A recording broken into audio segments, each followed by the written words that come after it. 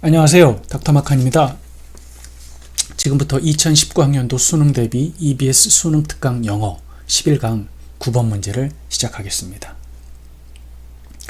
우선 본문 독해로 들어가기 앞서서 간단하게 어법 및 구문을 정리하겠습니다. 첫 번째, should have PP. 이때 PP는 과거 분사를 말하는 거죠. 자, 해석은 무엇을 했어야 했는데 하지 못해서 후회가 된다 혹은 유감스럽다라는 의미가 되는데, 이것은 과거에 이루지 못한 일에 대한 후회나 유감을 나타내는 가정법 과거 완료인 것입니다. 우리가 가정법이다 라고 얘기하면 보통 접속사 if를 떠올리게 됩니다. 중요한 단서가 되겠죠. 그러나 그보다도 더 중요한 것은 바로 주절에 조동사 would, should, could, might가 되겠습니다. 이 뒤에 동사 원형이 따라오게 되면 가정법 과거, 즉 현재 사실의 반대가 되는 가정법 과거가 될 것이고, 이 뒤에 현재 완료 형태가 나오게 되면 바로 반대, 과거의 반대 사실을 나타내는 가정법 과거 완료가 되겠습니다. 자, 가정법인지 확인할 수 있는 단서 중에 바로 would, should, could, might라는 조동사가 있고 접속사 if가 있는데 어떤 게 더 중요할까요? 자, 정답은 바로 조동사입니다. 즉 would, should, could, might이 가정법의 첫 번째 단서가 되는 것입니다. 자, 그 얘기는 if가 없다 하더라도 조동사 would, should, could, might 중에 하나가 있다면 그것은 가정법으로 볼 수가 있다라는 것이죠. 반대로 if는 존재하는데 would, should, could, might이 없다면 그것은 가정법이 될 수가 없는 것입니다.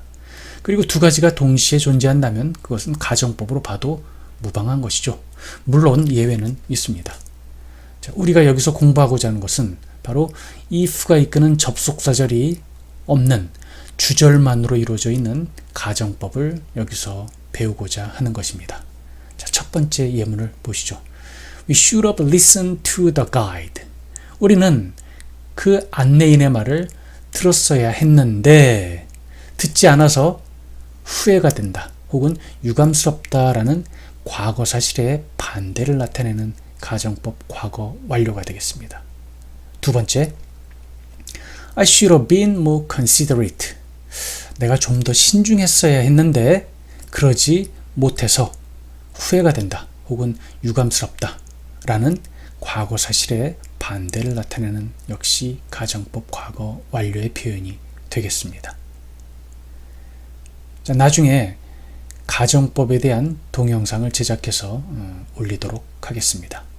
자, 두 번째, because는 무엇 때문에, 그리고 앞에 just가 붙어서 just because라고 하게 되면 단지 무엇 때문에 라고 하는, 즉 부사절을 이끄는 접속사로 쓰이는 것을 우리는 많이 보아왔는데, 이번에 여기서 확인할 부분은 바로 just because, 이것이 주어 역할 혹은 보어 역할을 하는 그러한 명사절로 사용되는 경우가 되겠습니다. 하지만 이것을 우리가 통상적으로 알고 있는 무엇 때문에라고 해석해도 이 문장을 이해하는 데는 커다란 문제가 되지 않습니다. 즉 just because 뒤에 절이 따라 나오게 되고, 즉 여기서부터 여기까지가 절이 되겠죠. 그리고 그 뒤에 동사를 포함하는 구의 형태가 나오면서 그 동사를 부정하는 조동사 doesn't가 쓰이게 되는 것입니다. 그럼 이제 해석은 단지 A라는 이유 때문에 B하지는 않다 라고 해석이 되는 것입니다.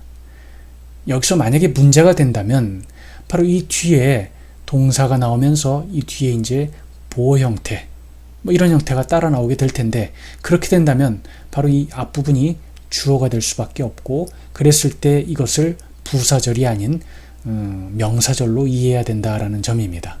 하지만 아까도 말씀드렸듯이 해석을 하는 데 있어서는 커다란 문제가 되지 않습니다. 자, 해석을 좀 더 자연스럽게 보자면 A라고 해서 반드시 B한 것은 아니다 라고 해석을 해주면 좀 더 자연스럽겠습니다. 참고로 콜린스 사전에 보면은 just because를 이럴 때 사용하라 라고 되어 있습니다. 즉 어떤 특정 상황이 반드시 어떤 특정한 결과로 이끄는 것은 아니다 라는 그런 얘기를 하고 싶을 때 그때 사용하라 라고 되어 있습니다. 자, 그럼 예문으로 한번 들어가 보시죠. Just because it has a good tune does not mean it is great music. 자, 한번 직역을 한번 해보겠습니다. 단지 그것이 좋은 곡조를 가지고 있다라는 이유 때문에 그것이 명곡이 된다라는 의미는 아닙니다. 이것이 직역입니다. 우리가 이 문장을 이해하는 데는 커다란 무리가 없어 보입니다. 이걸 조금 더 자연스럽게 우리말의 어순에 맞춰서 해석을 해본다면 곡조가 좋다라고 해서 즉 그것이 좋은 곡조를 가지고 있다라고 해서 반드시 명곡이 되는 것은 아니다. 곡조가 좋다고 해서 반드시 명곡이 되라는 법은 없다. 명곡이 되라는 보장은 없다. 이 정도 의미가 되는 것이겠죠. 자, 두 번째 예문. Just because something has always been so in the past does not mean that it has to be so in the future. 자, 무언가가 항상 과거에 그래 왔다라고 하는 바로 그 이유 때문에 그것이 미래에도 그렇게 돼야 된다라는 그런 의미는 아닙니다. 자, 이것을 자연스럽게 표현하자면 무언가 과거에 늘 그랬다고 해서 반드시 미래에도 그래야 하는 것은 아니다.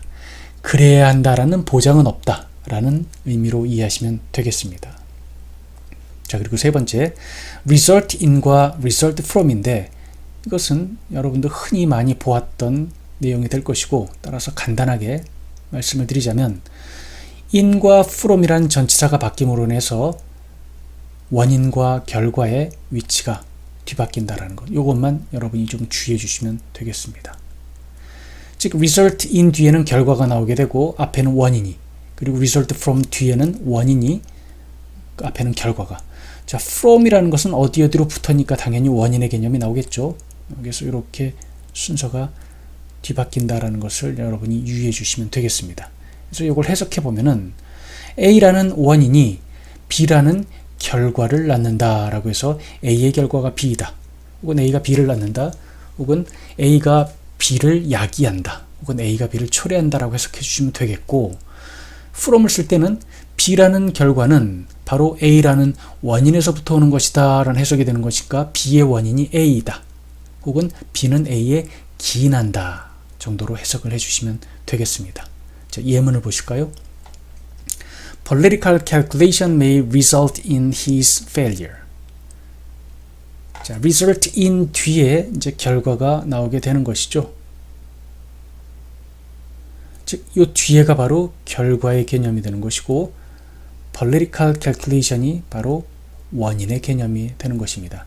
즉, 이런 원인 때문에 아마도 이런 결과가 나올 것이다 라는 해석이 되겠습니다. 즉, 정치적인 계산 때문에 아마도 그는 실패하게 될 것이다 로 해석하시면 되겠습니다. 자, from은 아까와 반대로 from 뒤에가 원인이 되겠죠.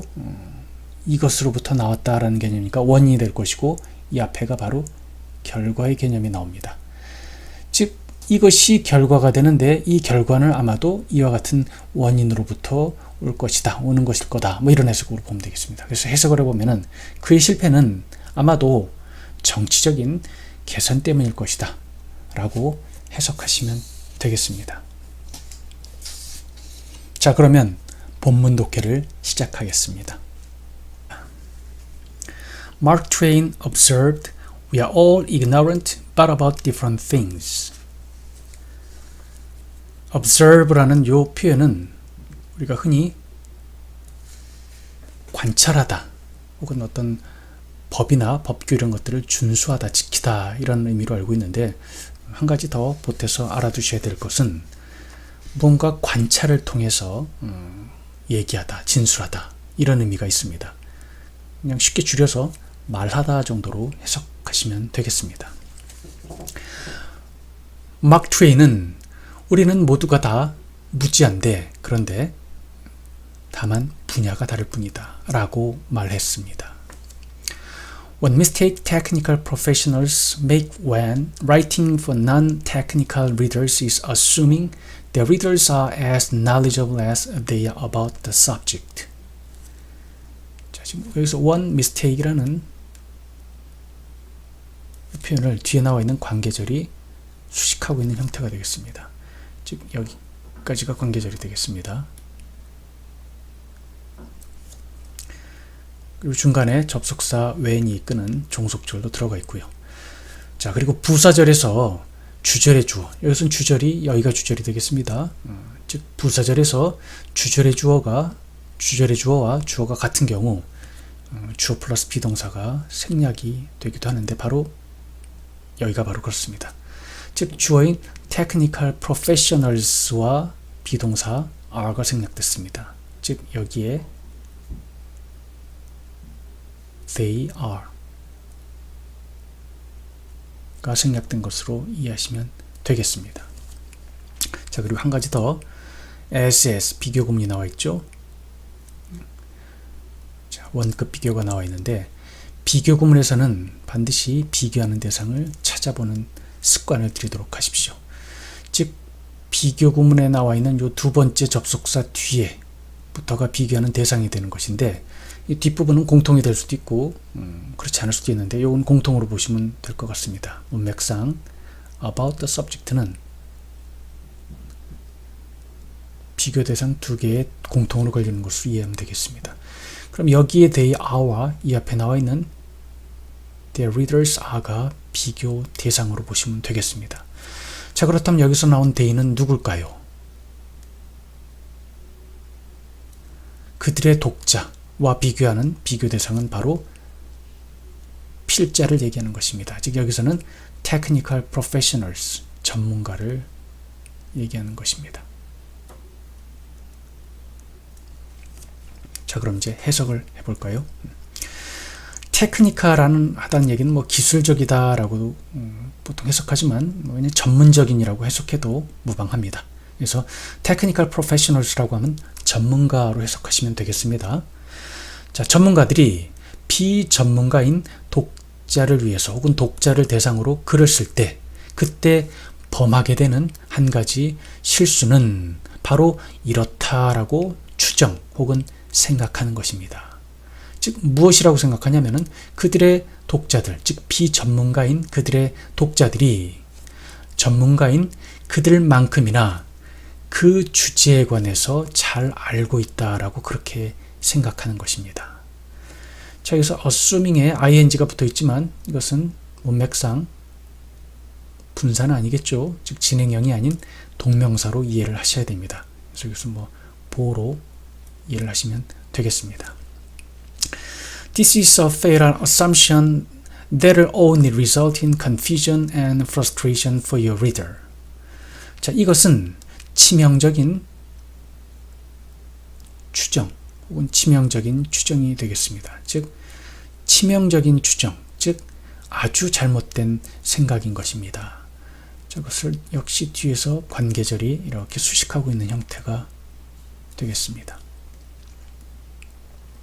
그리고 앞에서 그 구문 어법 설명할 때 잠깐 말씀드린 result in도 나와 있죠.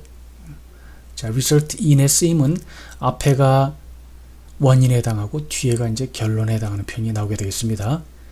그래서 지금 원인에 해당하는 주어는 선행사 자리로 빠져나갔기 때문에 fatal assumption이 원인이 되는 것이고 이 뒤에 나와 있는 confusion and frustration for your reader가 이것이 결과에 해당한다라고 보시면 되겠습니다. 자, 그렇다면 여기서 this가 가리키는 말은 무엇인지 이것도 한번 짚고 넘어가죠. 자, 일단 해석을 먼저 해볼게요. 이것은 여러분의 독자들에게 단지 혼란 그리고 어떤 좌절만을 가져다 줄 뿐인 그러한 아주 잘못된 생각입니다. 자, 그럼 this는 바로 앞에 나와 있는 assuming 이하를 받아준다라는 것을 문맥상으로 우리는 알 수가 있습니다. 즉, 그 비전문가인 그들의 독자들이 전문가인 그들만큼 그 주제에 관해서 잘 알고 있다라고 그렇게 생각하는 것. 이것은 아주 잘못된 생각입니다. 라는 얘기가 되겠습니다. Also, a great deal of your time will be spent generating additional messages to the reader trying to explain what should have been clear the first time. 자, spend time in ing 구문이 나와 있죠. 자, spend ing 그 다음에 time에 해당하는 개념이 바로 이 주어 자리로 옮겨갔습니다. 수동태가 됐기 때문에 그렇게 되겠죠. 해석은 똑같습니다. 이런 것을 만들어내느라 작성하느라 여러분의 많은 시간을 소비하게 될 것이다 라고 해석하시면 되겠습니다. 자, 그리고 이 뒤에 trying 이하의 분사구가 앞에 나와 있는 것을 수식하고 있는 형태가 나와 있는데 여기서 잠깐 볼까요? should pp는 앞에 구문에서 충분히 설명을 드렸으니까 여기서는 그냥 지나가겠습니다. 즉 과거에 이루지 못한 일에 대한 후회나 유감을 나타낼 때 쓰는 표현이 되겠죠. 그래서 처음부터 혹은 최초에 명확하게 했어야 했지만 하지 못했던 것이라고 이해를 하시면 되겠습니다. 그리고 이런 것을 설명하려고 애쓰는 자 그렇다면 이 try의 주체 즉 이 trying이라는 이 분사의 수식을 받는 표현은 앞에 나와 있는 reader일까요? the reader일까요? 아니면은 message가 될까요? 무엇일까요? 네, 답은 message가 되겠습니다.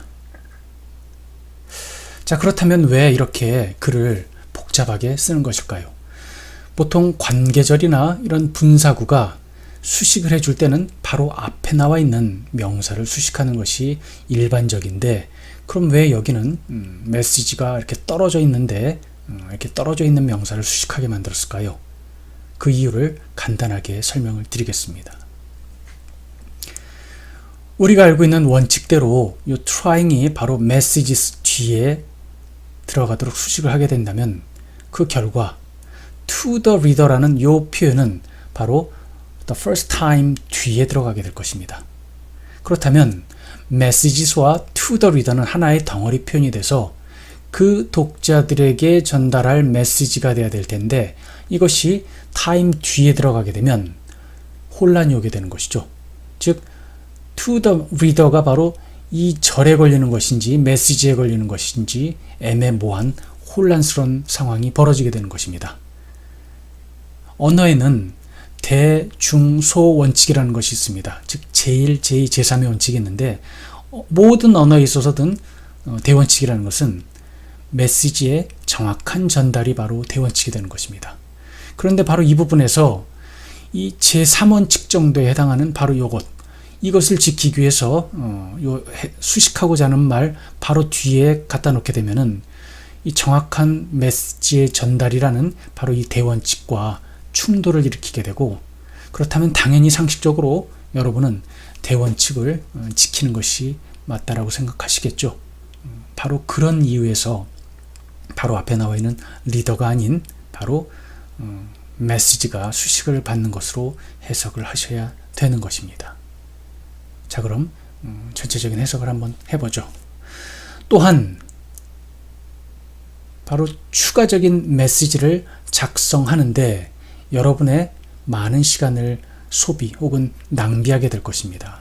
어떤 메시지가 되는 것이냐면은 바로 처음부터 분명하게 얘기했어야 하지만 얘기하지 못했던 것을 설명하려고 애쓰는 즉 독자들에게 설명하려고 애쓰는 그러한 메시지를 추가로 작성하는데 여러분의 시간 중 많은 부분을 낭비하게 될 것입니다. 이해되셨죠? Just because it's clear to you does not make it clear to your reader.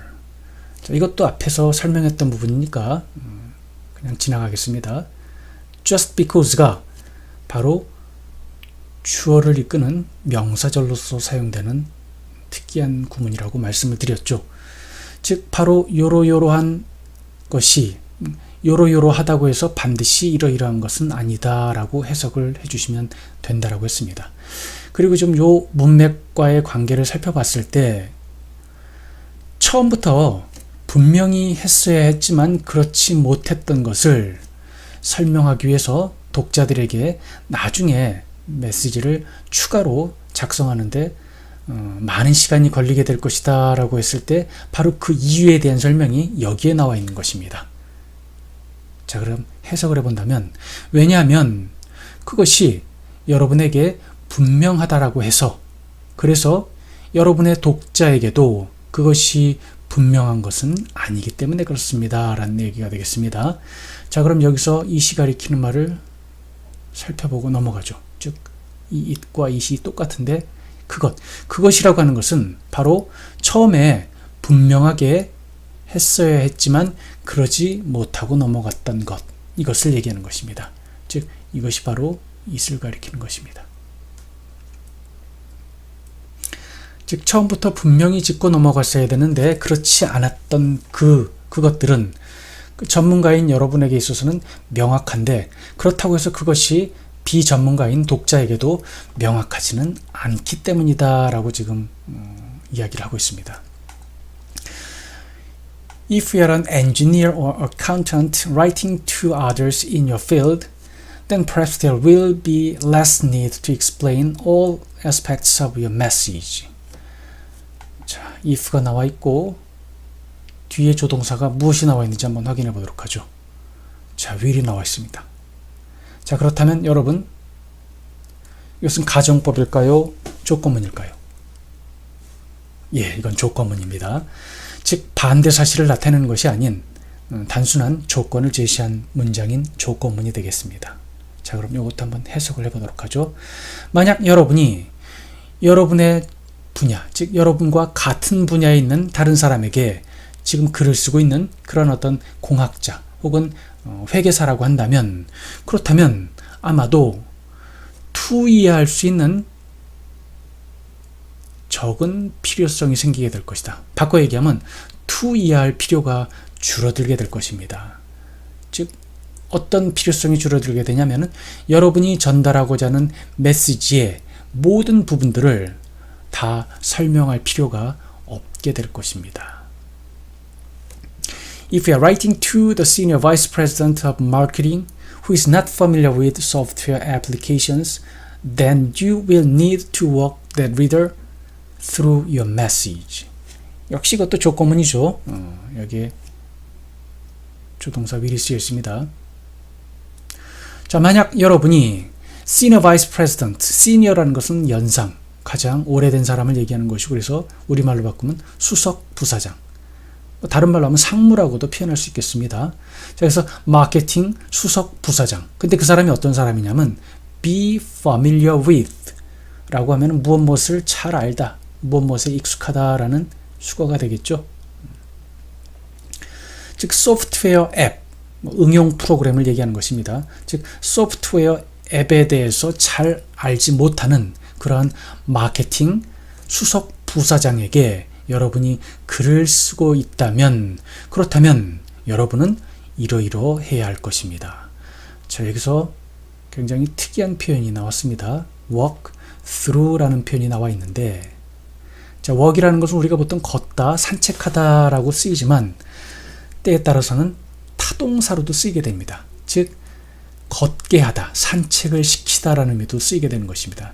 그럼 여기서는 지금 요 A에 해당하는 부분이 someone, 누군가가 될 것이고, 요 B에 해당하는 부분이 something, 대상이 나오게 됩니다. 그러면 누군가를, 요 대상을 through라고 얘기하는 것은 관통한다는 뜻이니까 처음부터 끝까지 이 대상을 A와 함께 걸어가다라는 의미가 되어서, 이걸 좀 더 자연스럽게 표현하면 A에게 B에 관해서 차근차근 이해시키거나 설명을 시킬 때 이런 표현을 쓰는 것입니다.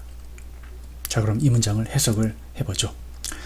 만약 여러분이 소프트웨어 앱에 대해서 잘 알지 못하는 그런 마케팅 수석 부사장에게 글을 쓰고 있는 것이라면, 그렇다면 여러분은 그 독자, 즉 요 수석 부사장을 얘기하는 것입니다. 그 독자에게 여러분이 전달하고자 하는 메시지에 대해서 차근차근 이해시켜야 된다, 혹은 설명해야 할 것입니다. Remember that when it comes to technical knowledge, blank. 자, that야를 명심하십시오. that야를 기억하십시오. 즉, when it comes to, 이건 수거로 무엇에 관한 한이라고 알아두시면 되는데, 그와 같은 의미가 나오게 된 배경을 보면은 이 시라는 것은 앞에서 쭉 얘기하는 것을 얘기하는 것입니다. 즉, 이야기가 이런 쪽으로 오게 되면, 이런 얘기니까 화제가 혹은 뭐 얘기거리가 이런 쪽으로 왔을 때 이런 것에 관한 한, 이렇게 해석을 해주시면 되겠습니다. 즉, technical knowledge, 어떤 전문적인 지식에 관한 한, 이러이러해야 될 것을 명심하십시오. 자, 보기 1번을 보겠습니다. Writers and readers are hardly equal. 즉, 필자와 독자는 다르다. 같지 않다. 2번, good writers come from good readers. 훌륭한 필자는 훌륭한 독자에게서 나온다. 이건 무슨 의미냐면은 훌륭한 필자, 즉 글을 잘 쓰려면 책을 많이 읽어야 된다라는 의미로 이해하시면 되겠습니다. 3번, readers don't necessarily trust writers. 독자가 반드시 필자를 신뢰하는 것은 아니다. 4번, writers and readers have the same purpose. 필자와 독자는 똑같은 목적을 가지고 있다. 5번, good writers don't tell their readers everything. 훌륭한 필자는 독자에게 모든 얘기를 하지 않는다. 모든 것을 다 얘기하지는 않는다.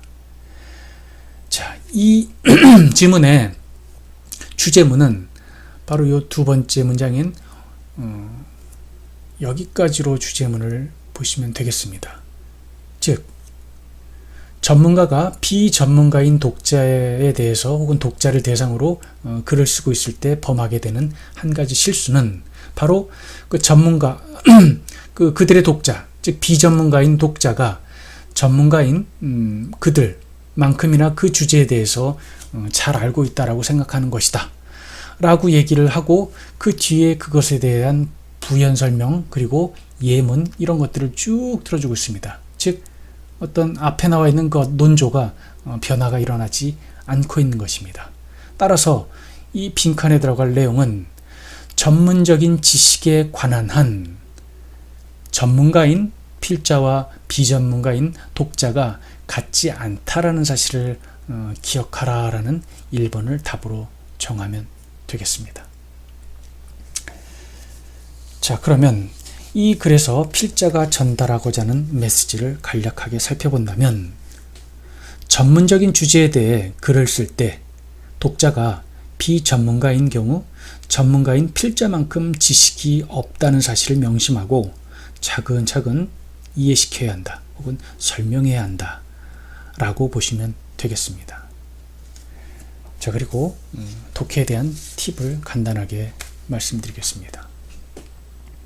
이 지문은 살바토레 아이콘이라는 사람의 Right to the point, how to communicate in business with style and purpose 라는 그 원문에서 발췌한 걸로서 전반적으로는 독해 수준이 아주 평이한 그런 형태입니다. 평이한 어떤 수준인데, 다만 여기서 이제 가정법, 즉 슈러 PP의 가정법, 과거 완료와 그리고 just because가 명사절을 이끄는 접속사로 쓰인 이 부분이 좀 특이한 어떤 지문의 어떤 형태가 되기 때문에 이 부분을 잘 이해하시고 익혀보도록 하시기 바랍니다. 참고로 이 지문 이후에 나오는 글에 대해서 잠깐 설명을 드리겠습니다. 이것은 아래 주소에 게시한 해설 자료에 자세한 설명 적어 놓았으니까 그 부분을 참조하시기 바라며, 지금은 간단히 말로 설명을 드리겠습니다. 자, 지금 우리가 문제를 푼 이 지문 뒤에 나온 글은 So never talk down to your readers. 그러므로 여러분의 독자들에게 얕보듯이 말하지 마십시오. Explain yes, talk down no. 설명은 괜찮지만 얕보듯이 얘기하는 것은 안 됩니다. You will never be forgiven. 그렇게 되면 독자들은 결코 여러분을 용서하지 않을 것입니다. 라는 내용이 바로 요 패러그래프 제일 마지막에 등장하고 있는데, 그런데 이 지문하고 연결시켜서 해석을 해보면 뭔가가 좀 어색함을 느끼게 됩니다. 즉, 앞에는 전문가가 비전문가를 대상으로 글을 쓸 때, 그때 그들도, 그 독자들도 자신만큼 잘 알고 있다라고 생각하는 것은, 그것은 아주 큰 실수다 라고 얘기를 하고 있고, 그것에 대한 얘기를 쭉 전반적으로 하면서 그 비전문가인 독자들에게 차근차근 이해시키고 설명시켜야 된다라는 얘기인데, 그 뒤에 보면은 깔보듯이 얘기하지 말아라. 그리고 그 설명은 괜찮은데 깔보지 말아라. 그렇게 되면 독자들이 용서하지 않을 것이다 라는 얘기가 나와 있고, 뭔가가 일관성에 있어서 약간 흔들리고 있다는 느낌이 드는데, 이것은 저의 추정인데 아마도 이 글을 출제한 이 출제자분이 지금 제가 생각했던 것처럼 이 뒤에 나와 있는, 즉 단락의 마지막 부분에 나와 있는 이 내용이 어떤 논리에 있어서 일관성에 뭔가 문제를 일으킬 수 있기 때문에 아마 지문을 여기까지만 발췌해서 낸 것 같은 생각이 듭니다. 이건 어디까지나 저의 개인적인 어떤 생각입니다. 자, 그것은 여러분들이 그 해설자를 참조하면서 다시 한번 기회가 되면 한번 생각해 보시기 바랍니다. 자, 이상으로 수능 특강 11강 9번 문제의 강의를 마치겠습니다. 감사합니다.